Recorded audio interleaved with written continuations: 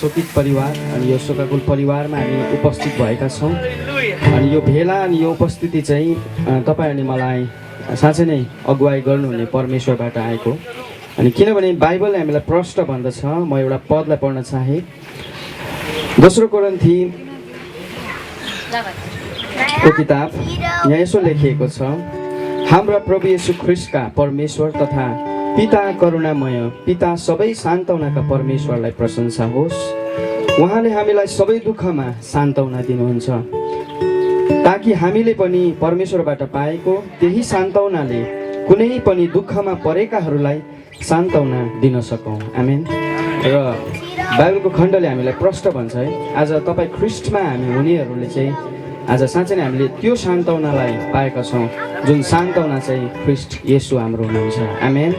अनि हामी पनि यस शोकाकुल परिवारसँग हामी जति पनि तपाईँहरू हुनुहुन्छ यहाँ उपस्थित, तपाईँको उपस्थिति र यो भेलाले चाहिँ उहाँहरूको जीवनमा ठुलो सान्तवना मिलेको छ। आमेन। र आउनुहोस् हामी यो भन्दै फेरि पनि आजको हामी सङ्गतिलाई सुरु गर्न लागिरहेको छौँ। मसँग तपाईँहरू प्रार्थनामा सहभागी भइदिनुहोस्।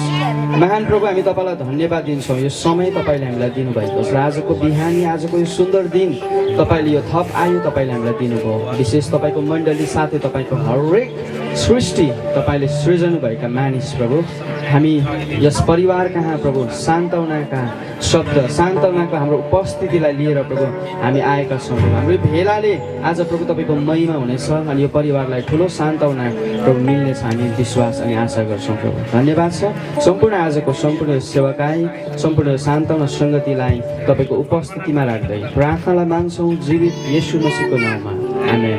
हुन्छ, हामी केही गीतहरूलाई हामी गाउनेछौँ। 3 देखि 4 वटा गीतहरू हामीले लिएर आएका छौँ र यो गीतलाई हामी गाउनेछौँ र यो गीतलाई सुन्दै गर्दा तपाईँहरूलाई आउनेहरूले हामी सँगै गाउनुहोस् र नआउनेहरूले पनि तपाईँहरू गुनगुनाएर भए पनि हामीसँग सहभागी भइदिनुहोस् ताकि यो गीतले परमेश्वरको महिमा हुन सकोस्। आमेन।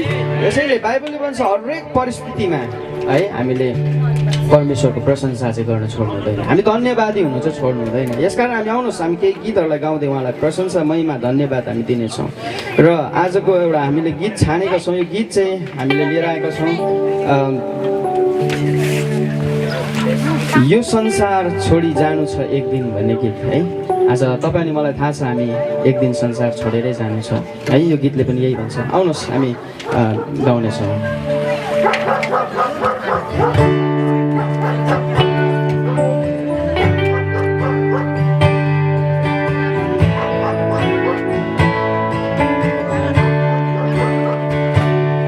यो संसार एक दिन जानु छ छोडी, यो संसार एक दिन जानु छ छोडी, केवल जीवनका मिठा यादहरू छोडी, केवल जीवनका मिठा यादहरू छोडी, सम्झना बने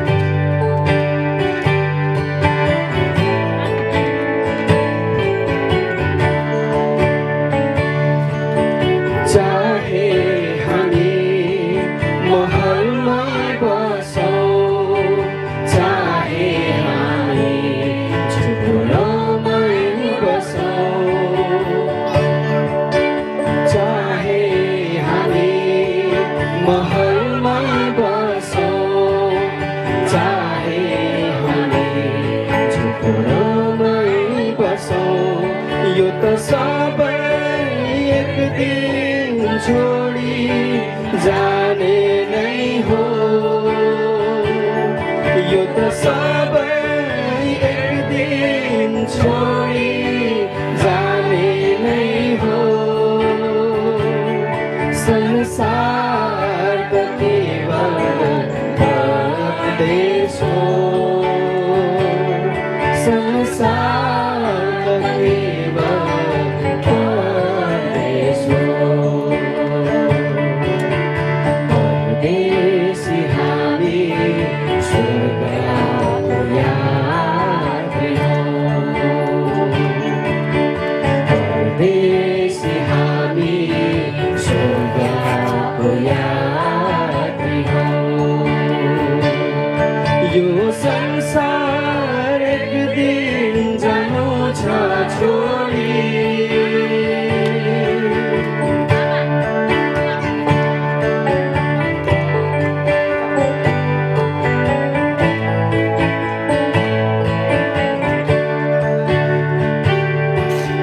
कोही यहाँ बस्नु छ धेरै कोही यहाँ बस्नु छ थोरै कोही यहाँ बस्नु छ धेरै कोही यहाँ बस्नु छ थोरै आखिर सबैको गन्तव्य एउटै हो आखिर सबै गन्तव्य एउटै हो यो त हो प्रभुको स्वर्गीय देश यो त हो प्रभुको स्वर्गीय देश जन्मको मिलन फेरि अनन्त मिलन जन्मको बिछोड फेरि अनन्त मिलन यो संसार एक दिन जानु छ छोडी यो संसार एक दिन जानु छ छोडी केवल जीवनका मिठा यादहरू छोडी केवल जीवनका मिठा यादहरू छोडी सम्झना बनी सधैँभरिका लागि सम्झना बनी सधैँभरिका लागि सम्झना बनी सधैँभरिका लागि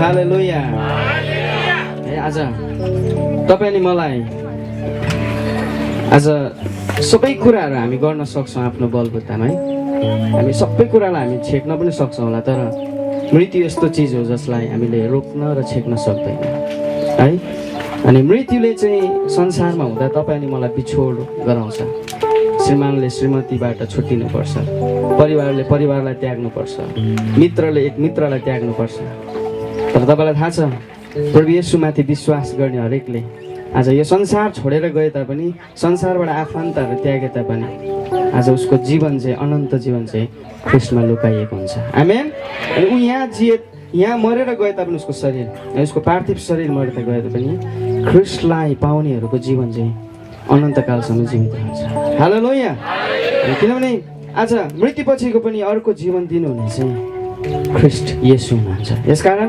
हामी जो कोहीले पनि हाम्रो हृदयले विश्वास ओठले हामीले ख्रिस्ट येशूलाई स्वीकार गर्यौँ भने आजकै दिन तपाईँ अनि मेरो जीवनमा उद्धारको ढोका खोलिनेछ आमेन हालेलुया यसकारणले गर्दा आज हाम्रो जो कोही पनि आमा आज हाम्रो बिचमा हुनुहुन्न तर पनि उहाँले हाम्रो बिचमा आज है उहाँको मित्रहरूको बिचमा, उहाँको छिमेकीहरूको, उहाँको है शुभचिन्तकहरूको बिचमा उहाँले एउटा धेरै सम्झनाका कुराहरूलाई मलाई लाग्छ छोडेर जानुभएको छ। यस कारणले गर्दा आज यतिको भिड हुनुको कारणै यही हो, उहाँले कमाउनु भएका थोकहरू चाहिँ यही हो। आमेन।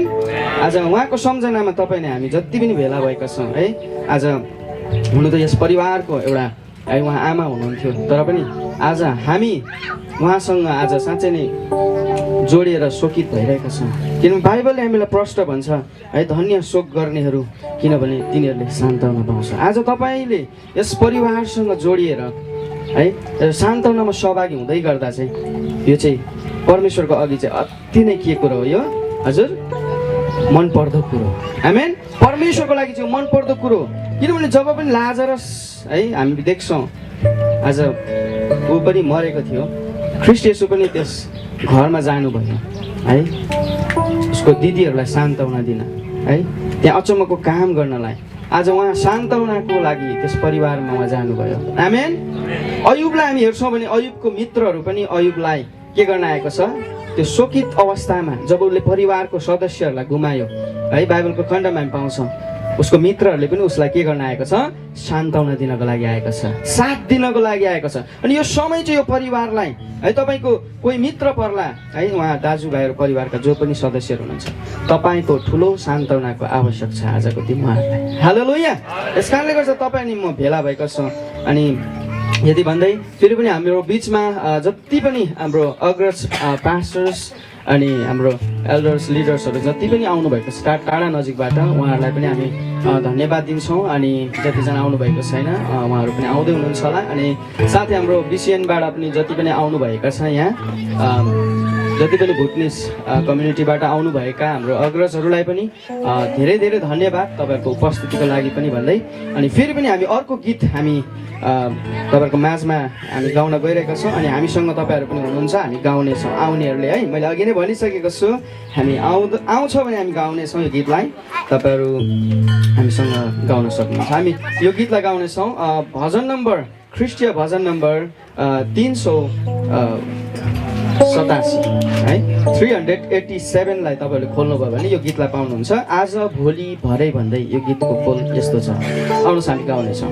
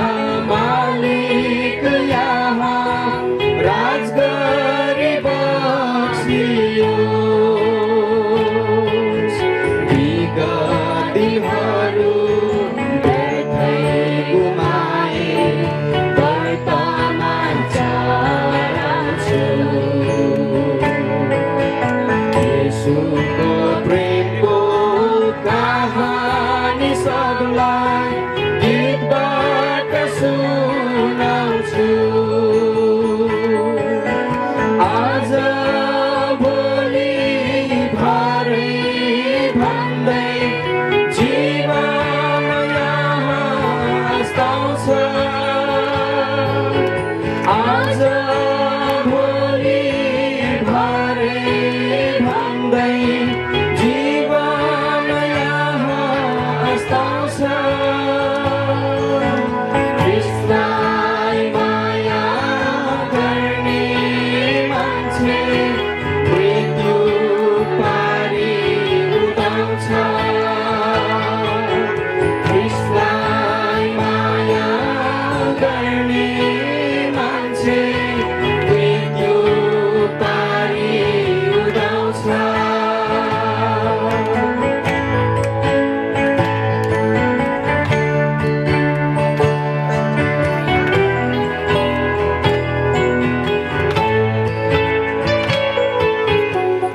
विश्वमा सधैँ म बस्ने होइन बटुवा मात्र हो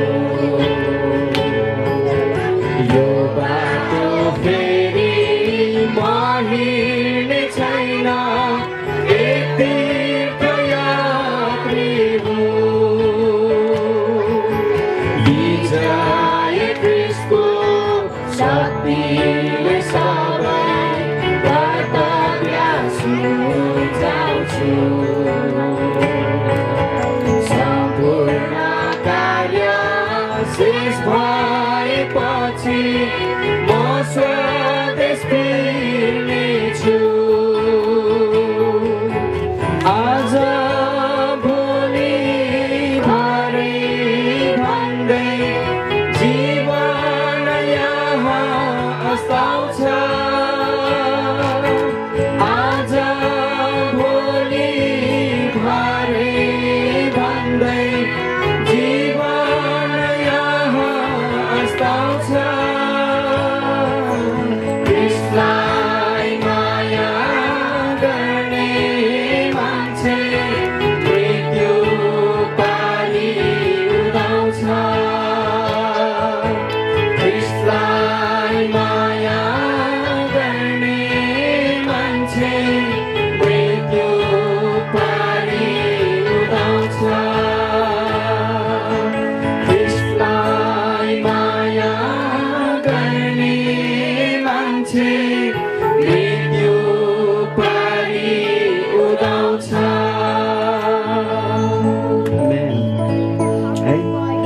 आज हाम्रो जीवन चाहिँ हामी सुनि पनि रहन्छौँ है घाम अनि छाया तपाईँलाई थाहा छ होला तपाईँको छायाले पनि तपाईँलाई घरिघरि साथ छोड्छ कि छैन होइन छाया हराउँछ त्यस्तै आज तपाईँले मेरो जीवन पनि संसारमा रहन्जेल मात्र हो है अनि आज यो जीवन चाहिँ घाम छाया हो अनि कतिखेर हराउँछ आज लागेको कुहिरो र बादल जस्तो मात्र हो कतिखेर बिलाउँछ थाहा हुँदैन यस कारणले गर्दा जीवित हुँदा नै आज हाम्रो जीवन हुँदा नै हामीलाई बनाउनु हुने हामीलाई सृजन हुने हामीलाई डिजाइन गर्नु हुने हामीले हाम्रो परमेश्वरलाई हामीले पाउनु जरुरी छ आमेन अनि जीवन हुँदा नै परमेश्वरबाट त्यो पाएको सित्तैको अनन्त जीवन छ त्यो इटर्नल लाइफलाई चाहिँ हामीले प्राप्त गर्न जरुरी छ अनि त्यो जीवन चाहिँ ख्रीष्ट येशूले भन्नुहुन्छ म हुँ आमेन उहाँले भन्नुहुन्छ बाटो सत्य र जीवन म हुँ यस कारणले गर्दा मद्वारा बाहेक पिता कहाँ कोही पनि जान सक्दैन यस कारणले गर्दा आज